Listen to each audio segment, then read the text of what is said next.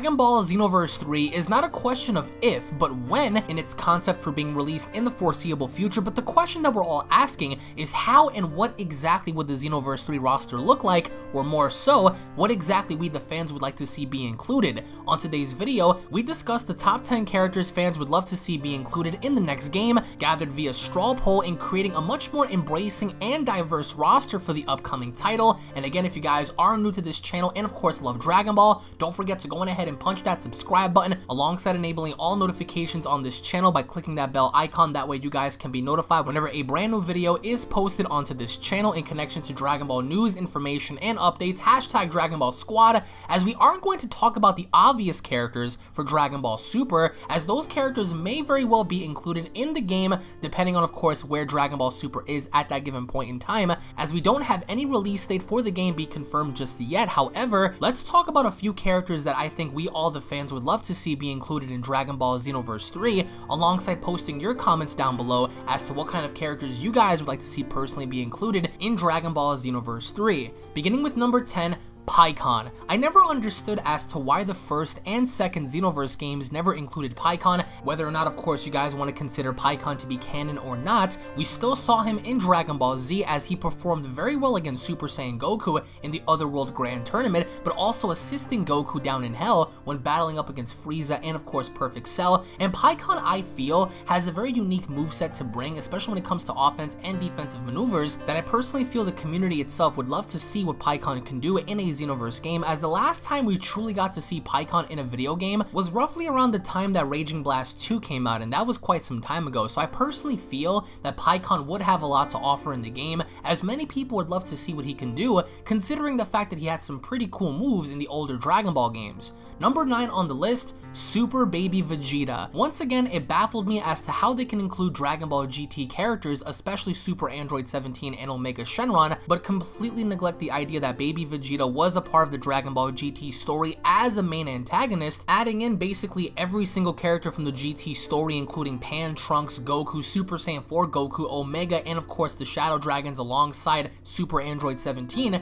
but completely missed the idea that Baby Vegeta was even a main character to begin with. I personally feel that this is disrespect, and they ought to include Baby Vegeta because, again, as considered by many fans in the community, the Baby Vegeta story, if anything, was one of their favorites in Dragon Ball GT. So by not including Baby Vegeta for 2 straight games, I think is a grave mistake. And for that, by adding in Baby Vegeta in all his glory, in all his forms, I think would be very suitable for the title itself, as we did see Goku and his many transformations be featured in the game. So if they could do that with Goku, I really wouldn't see as to why they could not do that with Baby. And considering the fact that he would also play a major role in the story as well, as considered by other characters like Super 17 and Omega, I think Baby Vegeta in this case would have a lot to offer. Coming in at number 8 on the list is Semi-Perfect Cell. Once again, they've given us Imperfect Cell and Perfect Cell alongside Super Perfect Cell, but completely managed to skip on over Semi-Perfect Cell. Now, considering the fact that Semi-Perfect Cell actually did something in Dragon Ball Z, I'm pretty certain even to this very day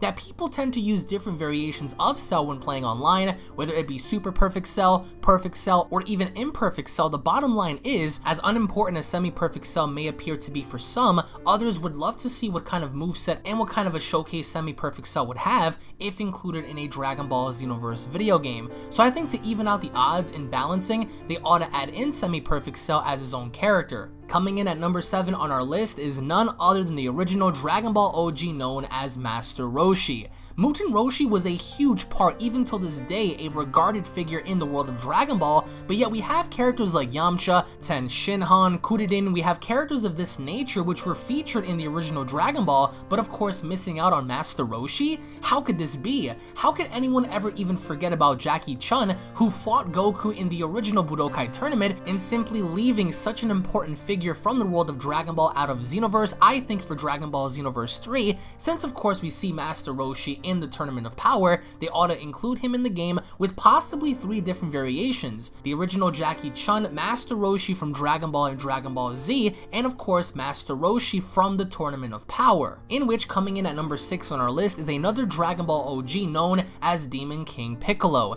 Demon King Piccolo once again was highly regarded in being one of the main focus points of the original Dragon Ball show, and it really sucks to see how Muten Roshi and of course Daimyo Piccolo are featured in games like Budokai Tenkaichi 3, but excluded from such titles like Dragon Ball Z Raging Blast and of course Xenoverse. I personally feel for Dragon Ball Xenoverse 3, why not predate and going back to give some of the original Dragon Ball OG fans some love, and including characters like Demon King Piccolo, as he was regarded as one of Goku's most worthy adversaries in the original Dragon Ball show. So I personally feel, as much as people would love to see the original Piccolo having to be in the game, some people would also love to see the concept be included to where we have Piccolo, Lord Slug, and of course Demon King Piccolo all featured in the same game, in which coming in at the number 5 slot is none other than both androids 19 and 20. I'm going to place these characters both under one category, as I personally feel, why would they ever include androids 16, 17, and 18, but never include 19 and 20? 19 and 20 were the originals being introduced first before 17 and 18's concept, and having to battle not only against a Goku who was weakened via a heart virus, but also against the rest of the Z fighters including Vegeta, Piccolo, Tenshinhan, Kuririn, and of course Gohan. They don't have to be solely based like the other androids, as they are energy absorbing models, so perhaps maybe their moveset can be solely based in stealing the host's energy and of course stamina alongside with ki, and making the opposition feel much weaker when going up against the character that mostly drains ki and stamina. In which coming in at number 4 are both Final Form Bojack and of course Final Form Android 13. Riddle me this. Why are Bojack and Android 13 included in the game, but their final forms as Super 13 and Final Form Bojack are not? Are the people at Bandai blinded at the idea that both of these characters had further evolutions in their own separate movies? I personally feel it's blatant robbery if you're going to charge your customers to pay for characters when the characters themselves don't come with their full evolutions. For example, I'm pretty certain that more people would play as Bojack and 13 if they had their final forms included in the game, and I personally feel if they want to include movie characters, especially when coming down to the story, I definitely feel as if including Final Form Bojack and of course Super Android 13 would be a good step in introducing diverse movie characters, especially when offering their final evolutions as a reserve for playable options. Coming in at the number 3 spot is another movie character known as Hatchak. Now Hatchak was a very interesting character that not many people know of, and I personally believe by having such a character like this and establishing several powers from other villains being embedded into him,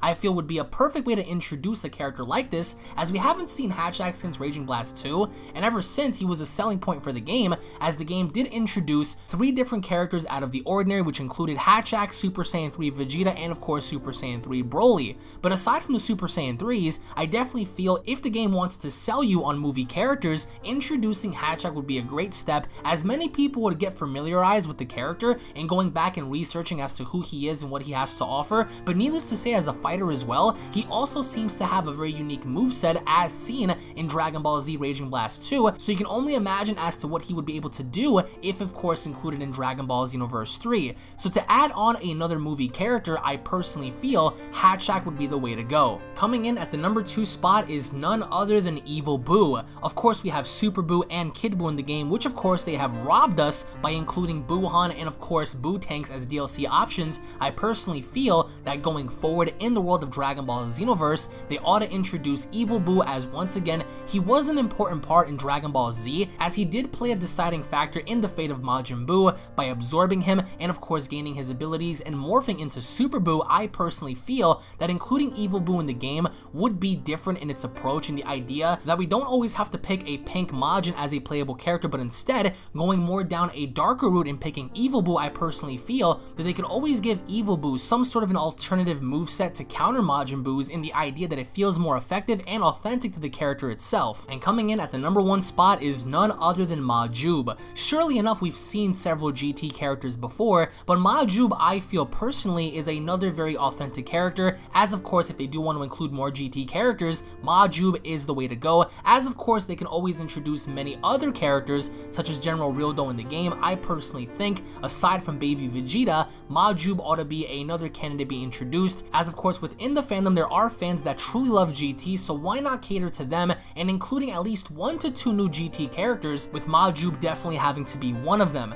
And of course this list could have kept going, as we are going to do a part 2 to this video as to the top 10 Dragon Ball Super characters we would all love to see be included in Dragon Ball Xenoverse 3. So post your comments down below, what other characters would you guys like to see be included in Dragon Ball Xenoverse 3? And I get it, we had second form and third form Frieza to account to, we also had other characters such as King Cold and Haruta God and many other characters to include, but I would like to get your thoughts down below as to what kind of characters you guys would like to see listed down below. Thank you all so very much for watching, guys. Once again, if you guys are new to this channel and of course love Dragon Ball, consider punching that subscribe button, guys. Turn on that bell icon to be notified of any Dragon Ball video that is posted onto this channel in connection to news and information. Tune back in for more. Again, Dragon Ball Xenoverse 3 is inevitable as it is in the works currently right now, but the only question is, how is the game going to turn out upon its release? Are we going to get what we ask for as fans, or once again, similar to Xenoverse 2, is it possible for all of us to get gypped off? That's ultimately up for you to decide. So post your comments down below, guys. Thank you all so much for watching, and I'll be seeing you all down in the comment section below. Have a great day, everybody.